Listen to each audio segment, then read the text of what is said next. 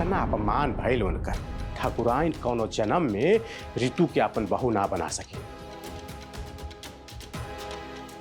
और वैसे भी वो हमार बहन के बेटी के बात करत रहे, और सबके पता बा कि ऋतु हमार बहन की बेटी नहीं किए। हमार तो दुइये भगनी बाड़ी ना, तो मीनू छोट बा। तो ई बात सीमा के भइल नू। हाँ, रउआ एकदम ठीक खात बानी जीजी। आज हम ठकुराइन यहाँ आयल रही है ना, तो सीमा के बहुत प्रेम करत रही है।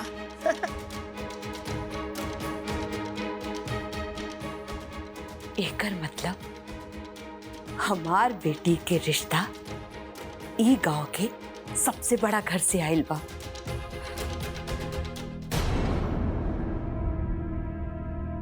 बाकी नागेश तो ठीक लेखा निके। तोरा पता बना कि वो सीमा के साथ कैसन व्यवहार कैले रहे। बाकी अगर गलती कैले रहे नागेश तो सबके सामने माफी भी मांगला सही। सोचा कितना बड़ाहन दिल पाए उनकी। और वैसे भी अवधेश प्रताप सिंह के इतना बड़ाहन हवेली, जमीन जायदाद, रुपया पैसा, खेत खलिहान, शादी के बाद सब सीमे का न हो जाई। काहे से ठाकुर साहब और ठाकुराइन जबले बाड़े तबले, और उ लोग के गैला के बाद सब सीमा के हो जाई। अब बाकी हम सब तो बटलन बाड़ी जा, कुछ गलत नहीं के होखल दियल जाई। हमार बहिना राज कैल जाई राज। अरे सोने की चम्मच से खीर खाइल जाई। बस एक बार ऐसन हो जाए, हमार प्यारी बहना तोर जीत होई और जीजा और ऋतु के मुंह चोखा नियन हो जाई। अगर ये बात सच भी बना तब वो ऋतु से पहले सीमा के बिया ना हो सकेला, काहे से कि ऋतु सीमा से बढ़ बिया। अरे तू चिंता मत कर। ऋतु की वजह से सीमा खातिर इतना बड़ा रिश्ता हाथ से ना चाहे थे। और रही बात ऋतु के, तो ओकर बिया गांव के कोनो गैल गुजर लड़का के साथ कर दिहल जाई और ओकरा के हमेशा खातिर टाटा बाय बाय कह दिहल जाई। बस तू देखत जा अपन भाई के कमाल।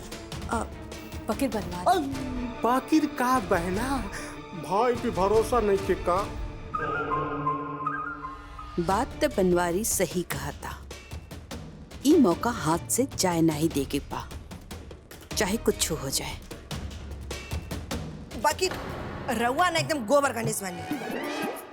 अरे जब ठकुराइन भांजी के बात करते रही है तो नाम पूछ लेवे के चाहिए रहल ना।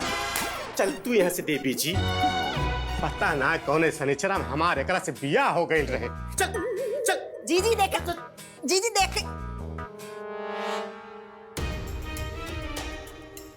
ई रिश्ता हम कौनो कीमत पे अपना हाथ से ना ही जाए दे, पर एकरा खातिर सबसे पहले ऋतु के रास्ता से हटावे की पड़ी। आवे दे इनके, कौनो बहाना करके हम ऋतु के शादी के बाद निकाल दे। हम हूं तो देखी कि आखिर का कहता रे। माई, जन सुबह में हम नौकरी करे खातिर गए रही, पूजा के सेठ जी हमारे के काम से हटा दिया। शायद दूसर नौकरी तो मिलियो जी नहीं, लेकिन जौन सेठ जी के हमारा ऊपर विश्वास रहा, जेकरा वजह से सेठ जी हमारा के 2 लाख रुपया देवे के उधार कहले रहा। अब ऐसा विश्वास इतना जल्दी कहाँ मिली माई? जब इतने विश्वास रहे तो काहे निकाल देना नौकरी से, और नहीं तो कहीं और लगा देते।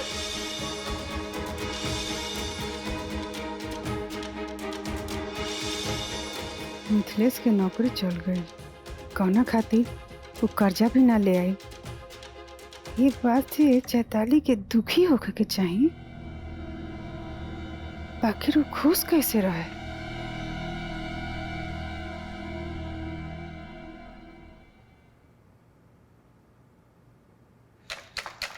अच्छा चाचा, चला तनी। हिम्मत से काम ला बेटा, सब ठीक हो जाए। खुश रह।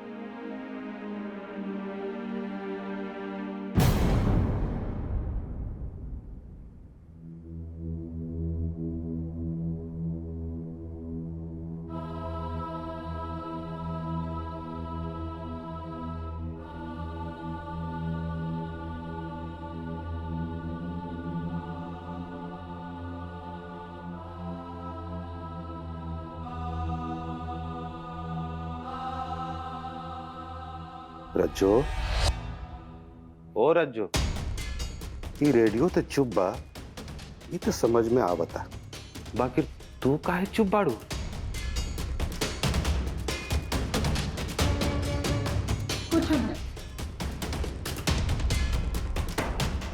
समझ में नहीं खे आवत कि आखिर बात का बा?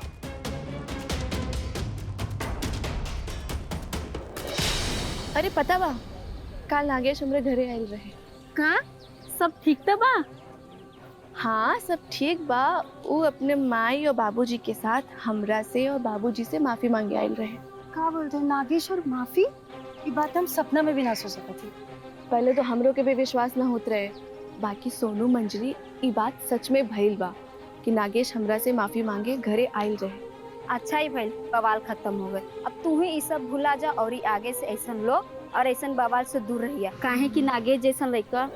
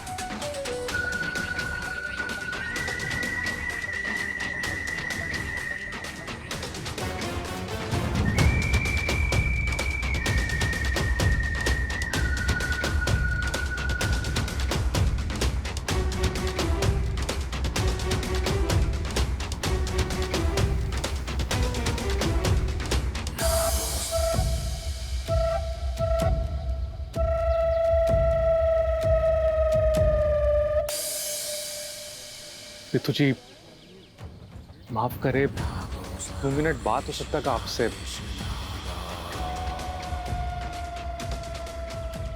बोला। रितु जी इसे अचानक से सामने आके बात कल ठीक तो नहीं बा, बाकी बात कल भी जरूरी रहल है। काले हम आपसे माफी जरूर मंगले रहनी है, बाकी अपने माई के जबरदस्ती कहले पर जब से हम अपने घरे वापस आयल बानी, तब से अपने घरवाला लोग के, खासकर अपने पिताजी के व्यवहार में बहुत अंतर आ गए बा। जौन अपनापन, प्यार हम अपने पिताजी की आंखों में अपने खातिर दिखले रहनी, वो तो हम बता भी नहीं पाए।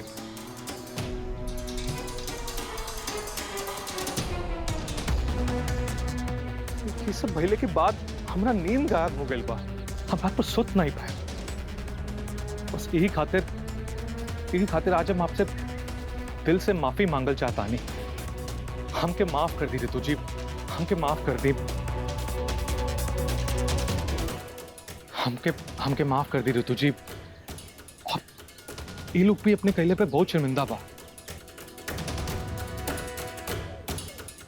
आपसे दिल से माफी मांगल चाहता लोग। उम्मीद करत नहीं कि आप हम सबके माफ करते।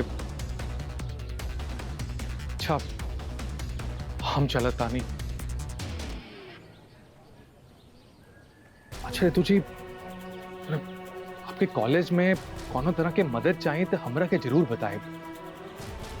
टीचर से लेके लैब और लाइब्रेरी, कोनो चीज की जरूरत होए हमके सेवा के मौका जरूर थे। तब्बे हमके लागी के आप हमके दिल से माफ कहले वाले। अच्छा रितु जी, अब हम चलता नहीं।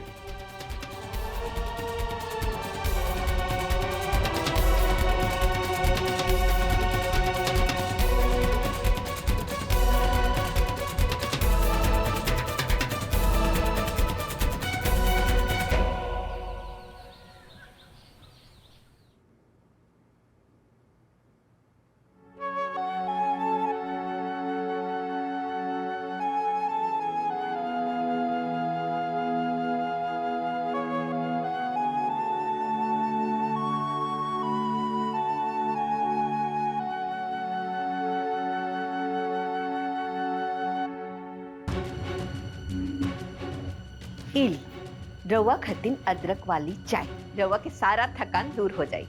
का बात बा?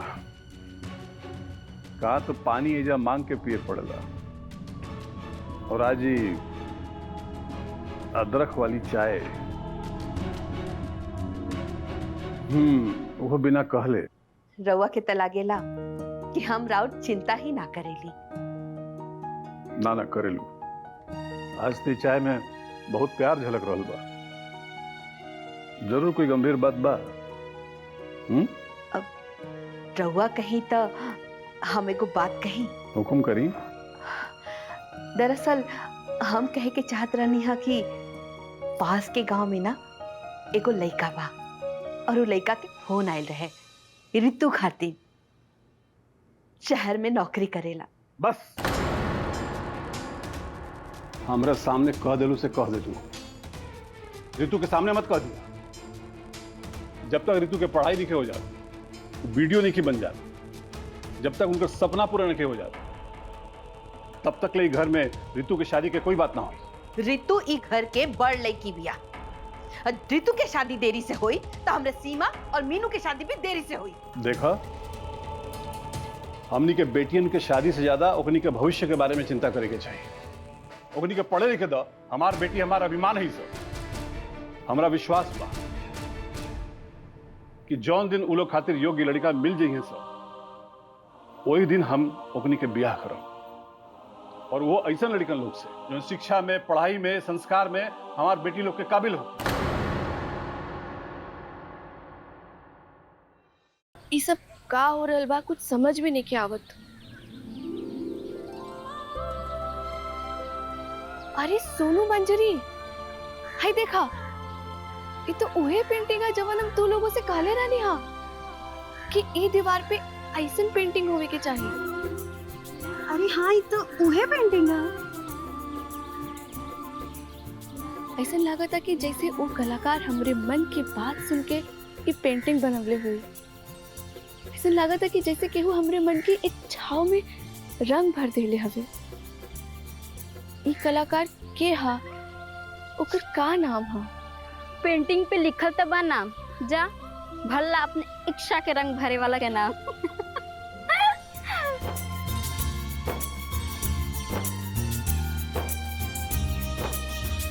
मिथिलेश।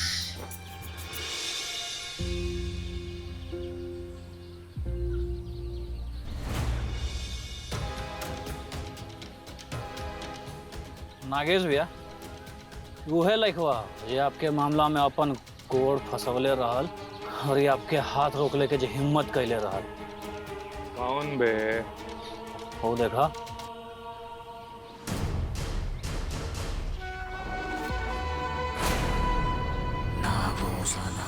तो रात तो एकरा के छोड़ देले रहनी जा, बाकी राज नहीं। चला सन, चल के बाबू के छठी के दूध याद दिला दे जा।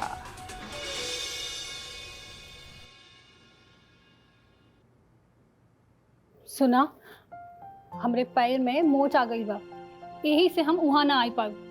पैर में मोच आ गई बा? अब तू एक काम कर, हमके लेवे खातिर हमके घर के बाहर आ जा। चेताली, घर के बाहर अगर मिलम तक केहू देख ली। हे भगवान, कितना डरपोक हवा तू। लोग तब प्यार में चांद तारा तोड़ कर ले आई और तू हमें घर के बाहर ना आ पाई। वैसे केहू हमनी के देख ना पाई। अब तू हमके लेवे खातिर जल्दी से आ जा। हम घर के बाहर तोहरा इंतजार करब। और हाँ, देर ना करे। अच्छा, ठीक बा, हम आओ तानी।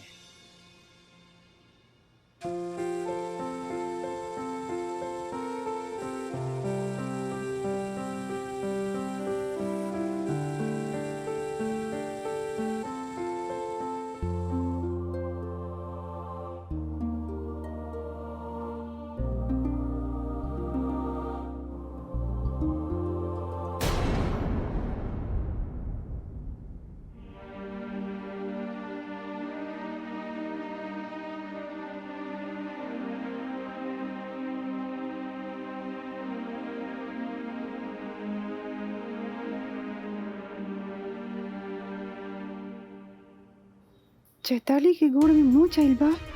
आई इतना सोच सच के चोरा छुपा के कहाँ जाती है? आजकल एकर लक्षण ठीक नहीं खेलागत हमरा।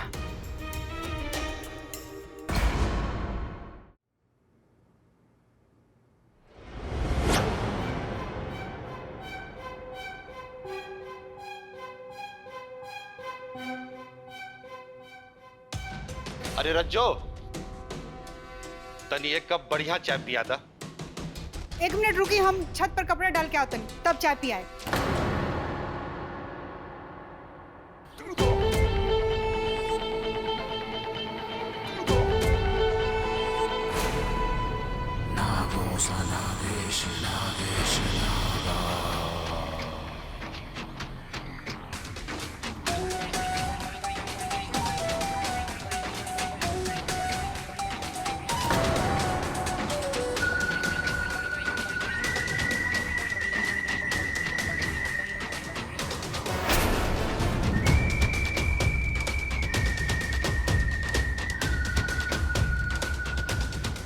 आज एकरा के पता चली कि नागेश से अजरुइले का अंजाम बोला। नागेश भैया, अरे तू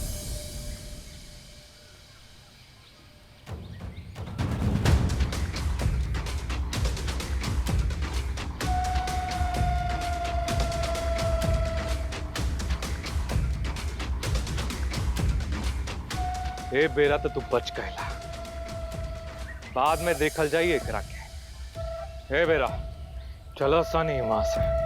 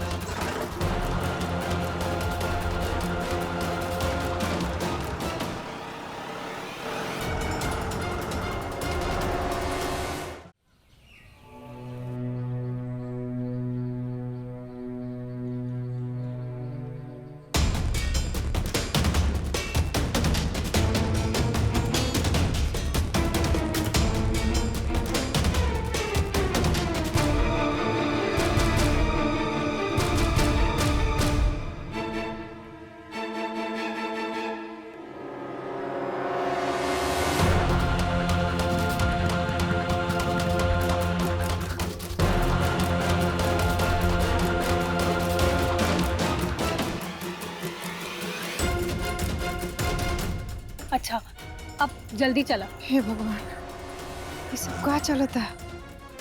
ये चैताली कोना लेखा से बतियावती है। अब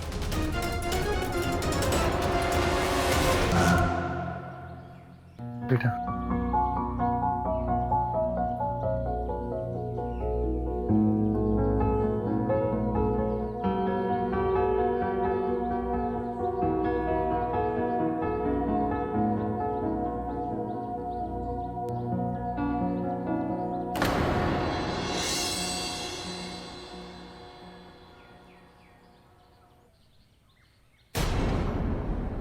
ई का करत हुआ? कोनो देख ली तो का है? जल्दी चला। फोन पे तो बड़ा हमरा के डरपोक बोलत रहलुआ, खुद डर लागता। 5 मिनट रुकत रहा, अभी दर्द तुरंत ठीक कर देता नहीं।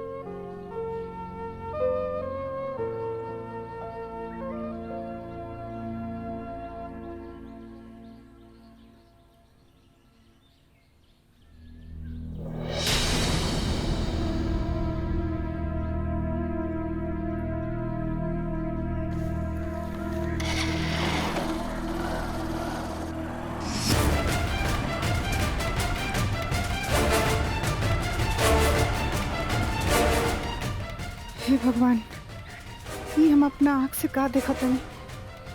चैताली कोनो बाहरी लड़का के साथ है? हे भगवान,